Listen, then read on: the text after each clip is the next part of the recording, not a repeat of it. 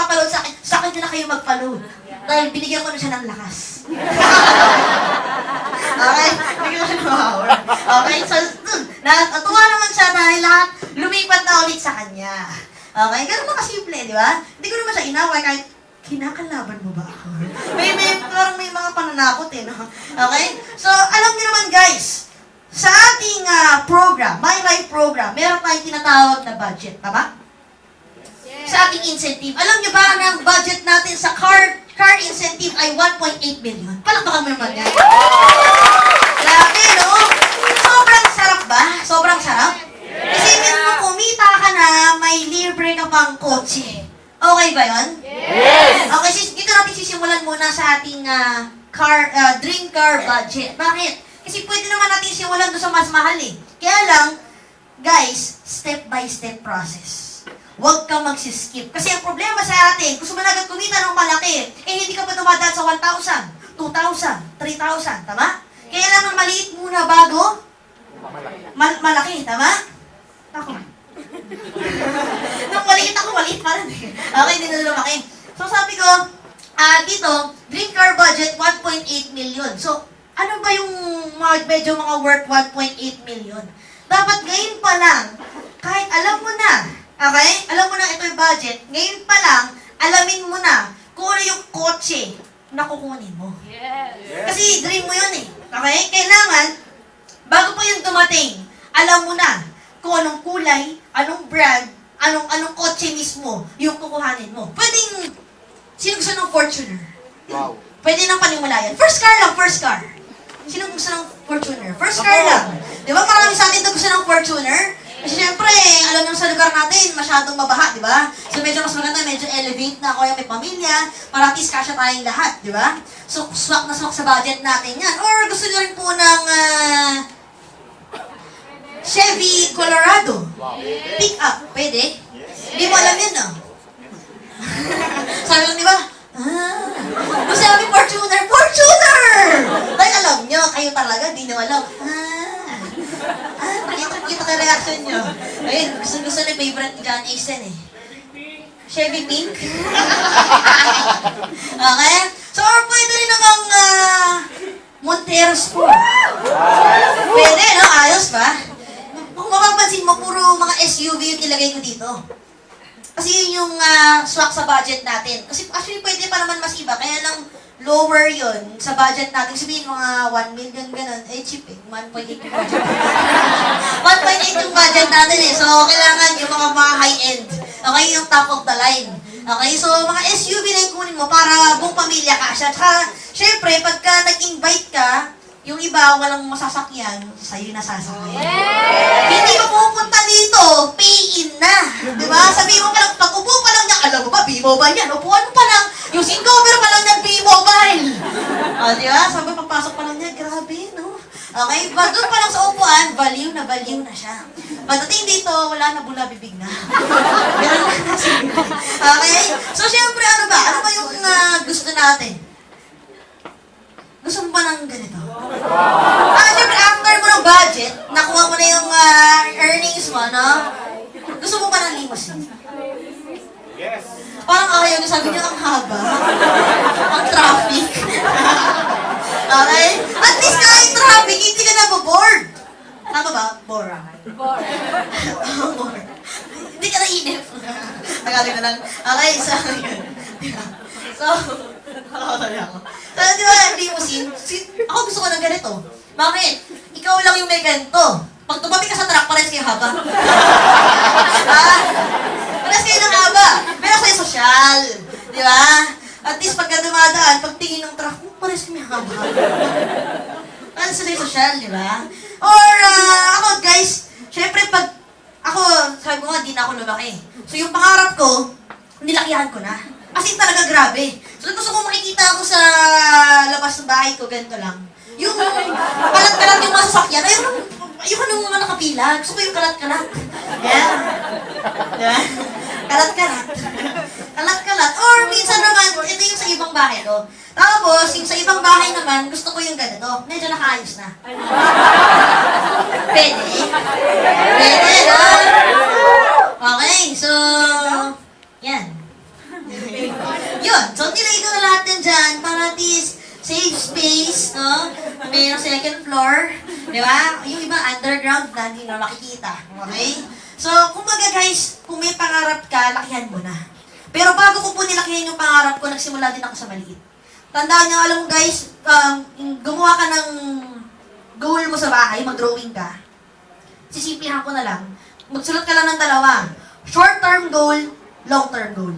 Okay? Alam mo ba, unang-unang pinangarap ko, nung sumali ako dito sa V-Mobile, sabi ko, gusto ko lang magkaroon ng iPhone. Yun lang. Sabi ko, magkaroon lang ako ng magandang cellphone. Kasi yung cellphone ko nun, dalawa cellphone ko nun. Nokia. Nokia ang, pwede yung iba to. May flashlight kasi takot nga ako sa dilim eh.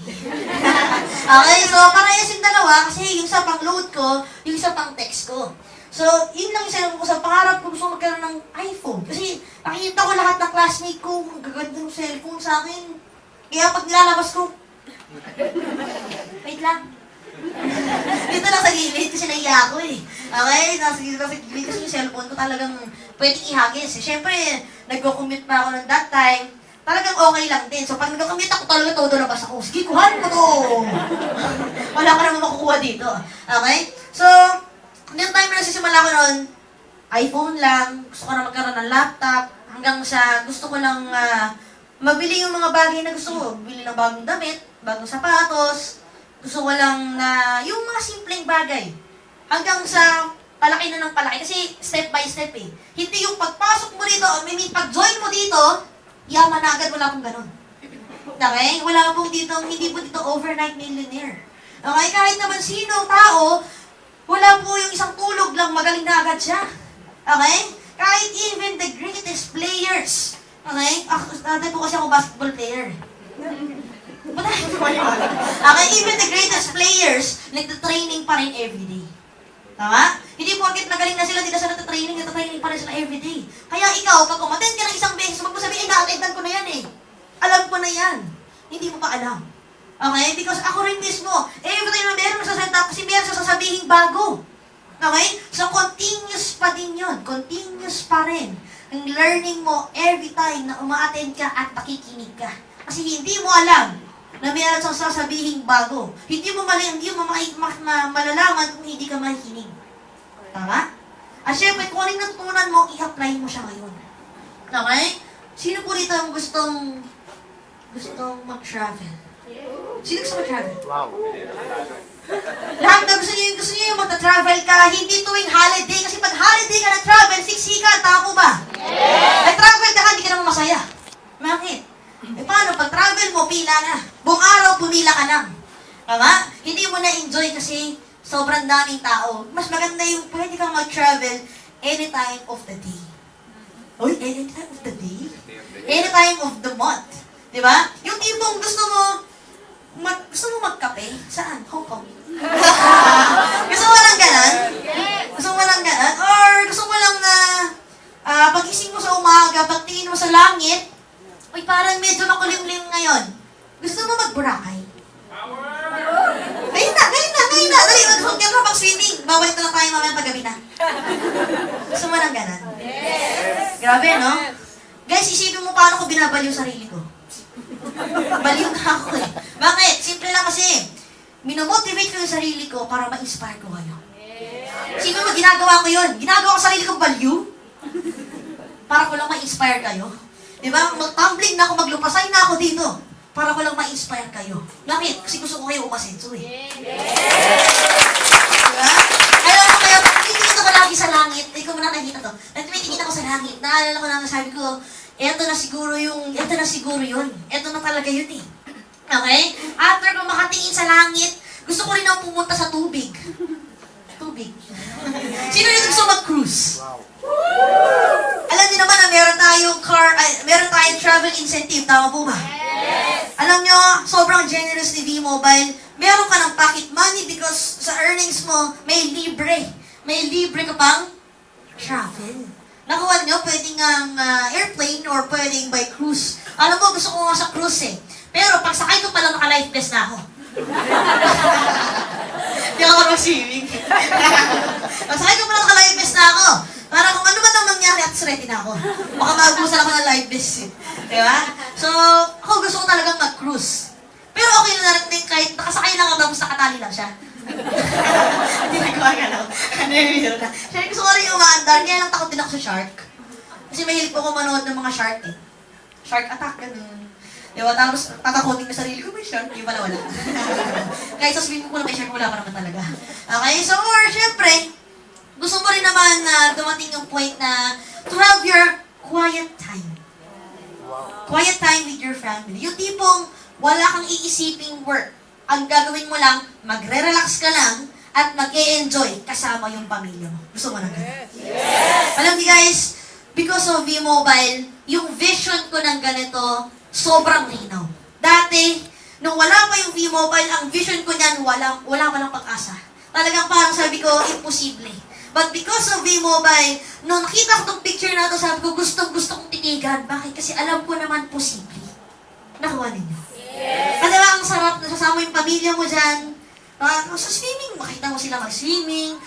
Ikaw din, mag-swimming ka rin. Alam mo, tumingin ka lang. So, mag-swimming ka din, di ba? So, mag-i-enjoy ka rin. So, kumbaga, doon yung lahat. Actually, guys, alam nyo, dumating din naman sa point na napapagod na ako mag-invite. Dahil lahat ng tao nire-reject ako. Dumating din ako sa point na yon. Alam mo ang ginawa ko? Kasi ayaw ko talagang mag-quit. Kasi alam ko naman kaya ko eh. Sabi ko, kung nagawa ng ibang tao, di mas lalong kaya ko. Tama ba? Ang ginawa ko, sino po dito merong internet access? Kung wala kang internet access, mag-rent ka ng computer. Walang excuse dito, okay? Mag-rent ka ng computer. Ang ginawa ko, nung time na down na ako at hinang-hina na ako.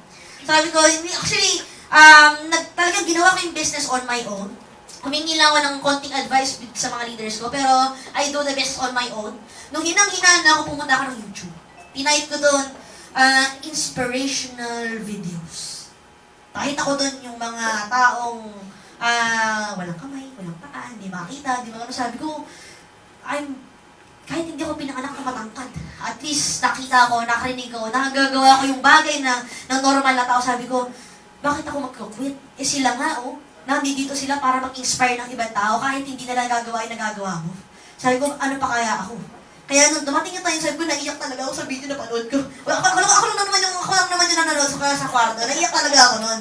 Okay, naiyak ako nun, sabi ko, hindi! Pag-ano ko nun, tapos tapos dun, gagawin ko na lahat ng strategy ko. Ganyan, sabi ko, na-empower ako ulit. Because sabi ko, kung sila nga kaya, di mas lalong kaya ko. So bumalik na naman ulit yung energy ko. Kasi guys, tao lang tayo eh. Nakakaramdam din tayo ng panghihina.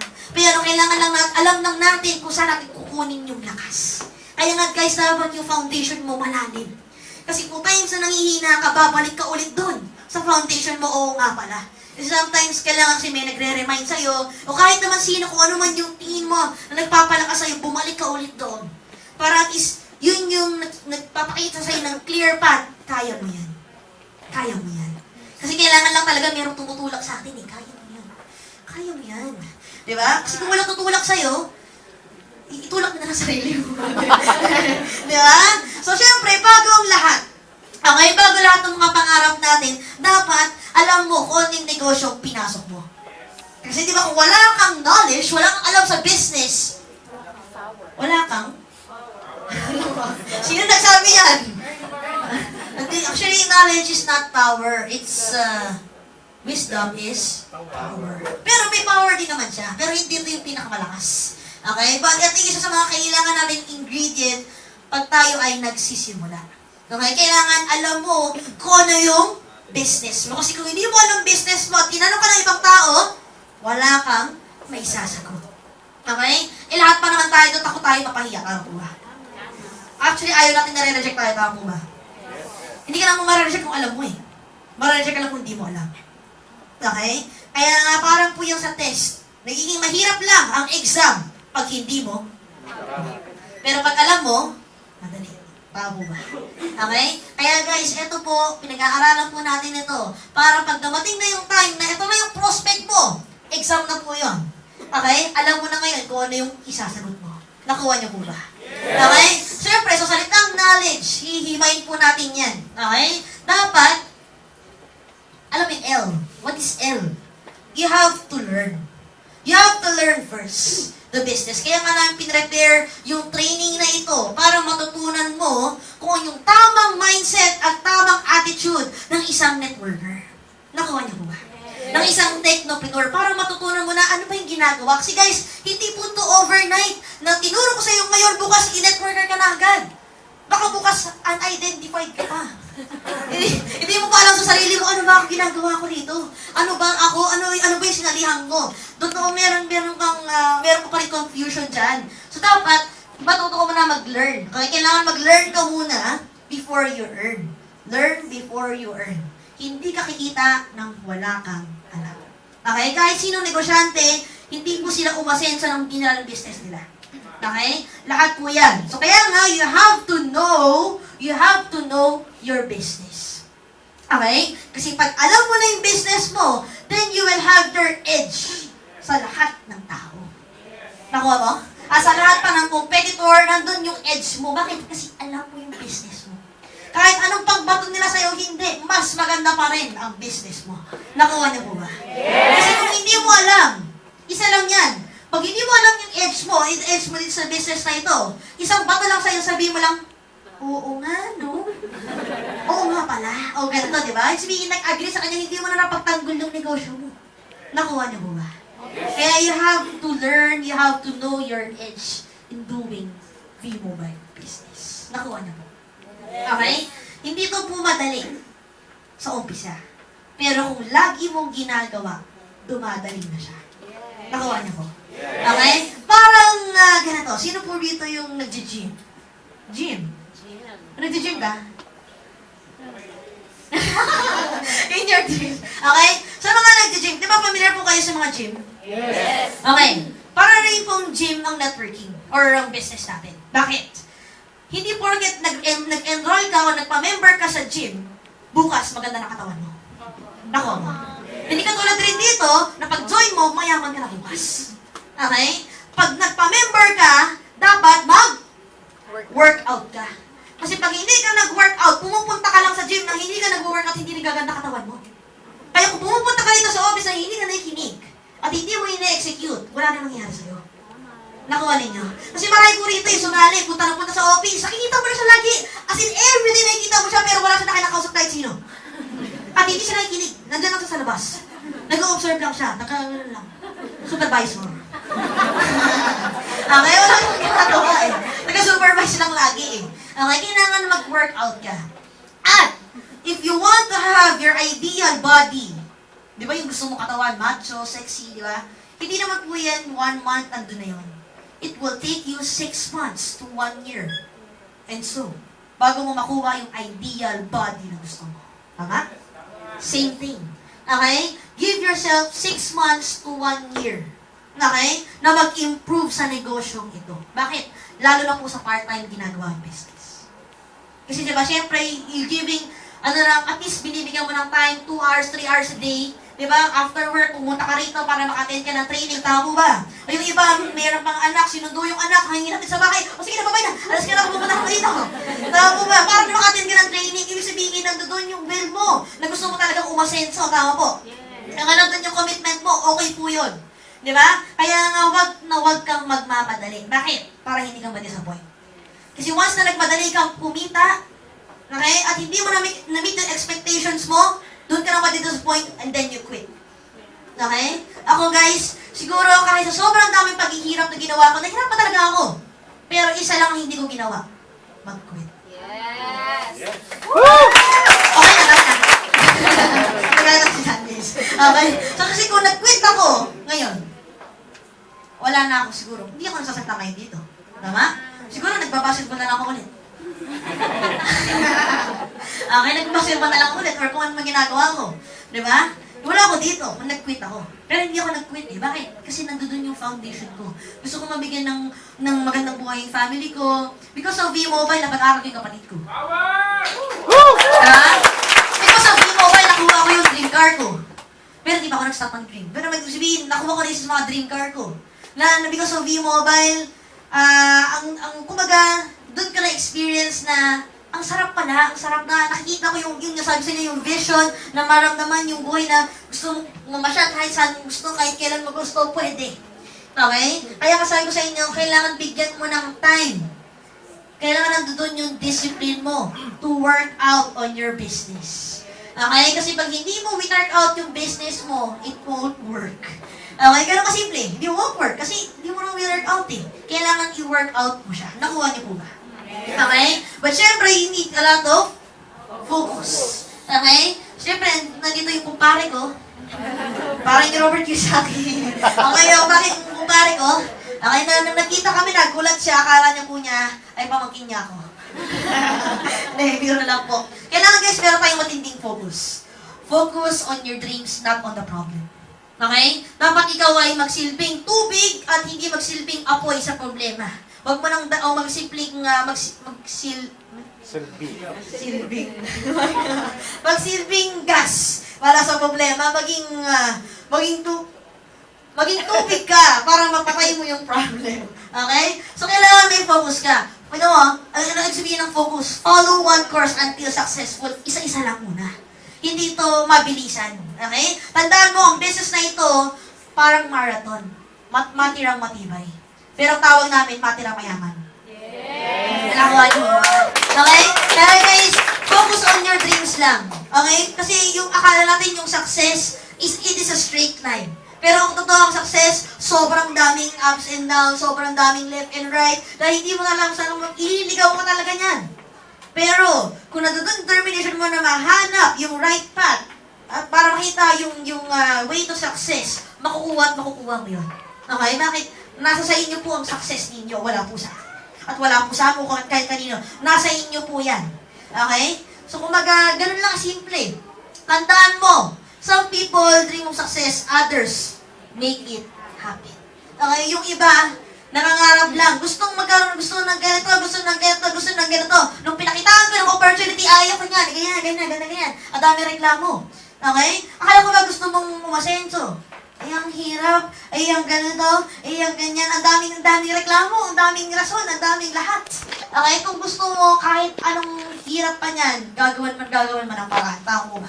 Yes. Tandaan mo, marami po sa inyo, o marami kayong makakausap na tao, kaibigan ninyo, na magda-down sa inyo. Tama? Pero, pakita mo sa kanila, na sila, pinapangarap lang yun, ikaw ginagawa mo na. Yes! Okay, ganun lang kasimple. And syempre, ito pa yung isang kumpare. Matanda na siya eh.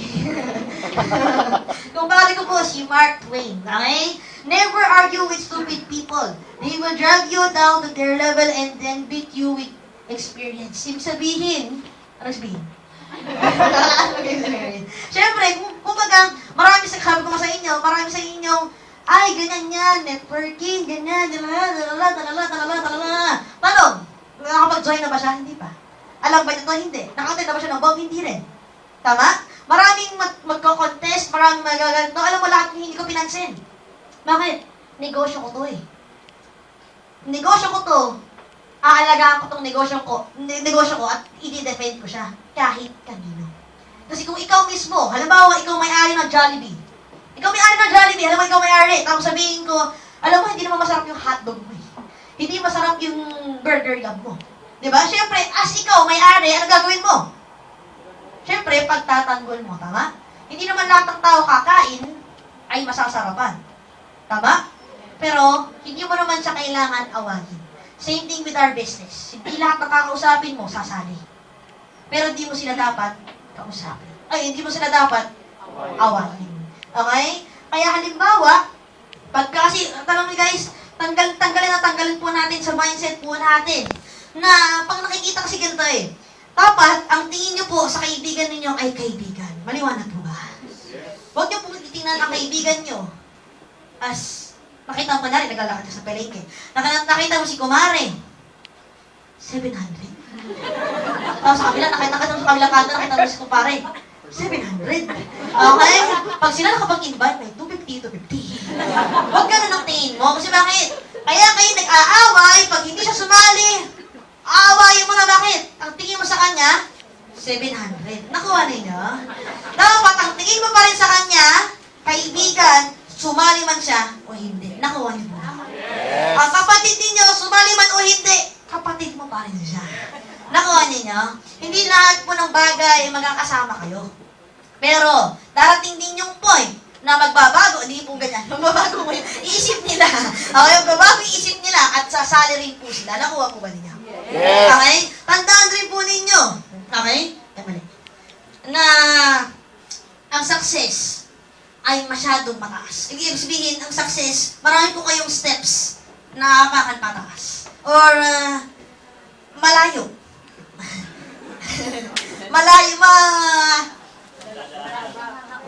maraming hakbang. Gusto ko lang mag-isip kayo. Hindi rin ako lang mag-isip pa kayo. Alam ko naman talaga yan, no? Ako mga yung ay naman, nag-acting lang ako. Gusto ko lang marinig kung nasasalita kayo. O nga, attentive yun. Kasi alam nyo, sa init ng panahon na ganitong pakiramdam, marami na lang yung alam niyo guys, sanay naman ako mausap ng tulog. Kahit tulog kayong lahat. Kaya sabi ko sarili ko, bakit? I'm value. Sabi sa inyo, sanay na sanay ako dyan. Kahit kausap ko laptop ko, kasi ganun ako nag-bomb dati. Binuha ko sarili ko sa anak ko sa lamin. Ito to. Bakit? Yung number 1, no, sumali ako dito. Wala naman ako ibang kasama eh. Pero I declare myself, I am a leader. Wala akong kalawang member kahit sino. I am a leader. Bakit? Sino unang-unang ililid ko? Sarili ko. Nakuha na nyo? Sabi ko sa sarili ko, a-attend ako ng BOM. Pumunta dito ako sa BOM. Sabi ko sa sarili ko, a-attend ako ng training. Dito ako sa training. Sabi ko sa sarili ko, pupunta ako ganito, pupunta ako ng ganyan. A-attend ako ng centering. A-attend ako ng leadership skills training. A-attend ako. Diba? Kasi bakit? Ililid ko muna yung sarili ko bago ko mailid yung ibang tao. Tama po ba? Kasi kung wala kang alam, paano ka maging leader? Tama? Sino sasama sa'yo kung wala kang alam? Siyempre, kaya kang sasama sa isang leader kasi alam mo magaling siya. Tama po ba? Kaya nga nilid ko muna sarili ko. Kaya po, simula ng day 1 nang nag-join ako rito, kakausap ko na sarili ko. Kausap ko sarili ko. Sabi sa sarili ko, let's go. Okay? I'm value. Di ba? Sabi ko nga sa inyo, kaya nga ito, ang business na ito, hindi mo magagawa mag-isa. Tama? Pag ginawa mo mag-isa, mahihirapan ka. Tulad ng nagtatrabaho po tayo. Pag mag-isa lang po, halimbawa, nag-construct ka ng isang building. Kaya ba ng isang construction worker yon? Building? Isang tao lang kaya? Kaya! Pero matagal. Sobrang tagal na ba? Or minsan talagang hindi na. Or kasi talagang hindi naaabot ng buhay siya makatapos na yung building. Kaya hindi na. Okay? Pero kung marami kayong tulong-tulong, mabilis makatapos yung building? Yes. Ganon din po sa business natin. Kung tulong-tulong po tayo, mabilis po natin makukuha yung pangarap natin. Alam mo maganda rito? Tulong-tulong tayo, hindi lang po isang tao yung nakakuha ng pangarap, lahat po tayo. Nakuha po ba ninyo? Siyempre, guys, hindi naman po ako sa, no offense meant, no? Pero alam niyo naman, siyempre, sa isang company, pag meron siyempre, kaya po meron pong empleyado, isa lang po nakakuha ng pangarap, yung may-ari. Tama po ba? Yung nagtatrabaho, di get kung ano yung tinrabaho nila. Kahit gaano sila kasipag, yun lang. Unless ma-promote sila, tama? Pero talagang umaasenso is yung mismong may-ari. Tama po ba? Pero dito, kaya nga we are helping people here na maka-achieve nila yung success. Na maibigay sa kanila yung success na opportunity na matagal lang nawala. Binigyan na kayo ng chance. Okay, na baguhin yung buhay nyo 1 to 2 years from now. Okay ba yun, guys? Yes. 1 to 2 years from now, you are free from your all of your debts. And napag-aral mo na yung anak mo, nakakapasyal ka na, nagkaroon ka na sarili mong business, kumaga nagkaroon ka ng self-confidence, hindi ka na mahiyain, tama, kumaga ang laki na ng pagbabago mo, kaya nung nag-reunion kayo nung high school, nagulat sa'yo lahat ng kaibigan mo. Bakit? Kasi dati ini-invite mo sila, tama? Lahat sila hindi sumali. Pero nung time nang dumating yung reunion ninyo, nagulat sila, sino ka kaya presidente? Ang ganda ng sasakyan, ikaw pala yun. Yes! Okay, alam mo, nagulat ka sila, alam mo bakit? Ikaw kasi nag-sponsor nung reunion ninyo. Okay? Diba? Kumaga guys, alam nyo, yun lang naman yung point nun eh. Na ikaw, magdadala ng sarili mo sa success. We're just here to guide you. Pero ikaw pa rin ang may hawak ng buhay mo. Okay? Sabi ko sa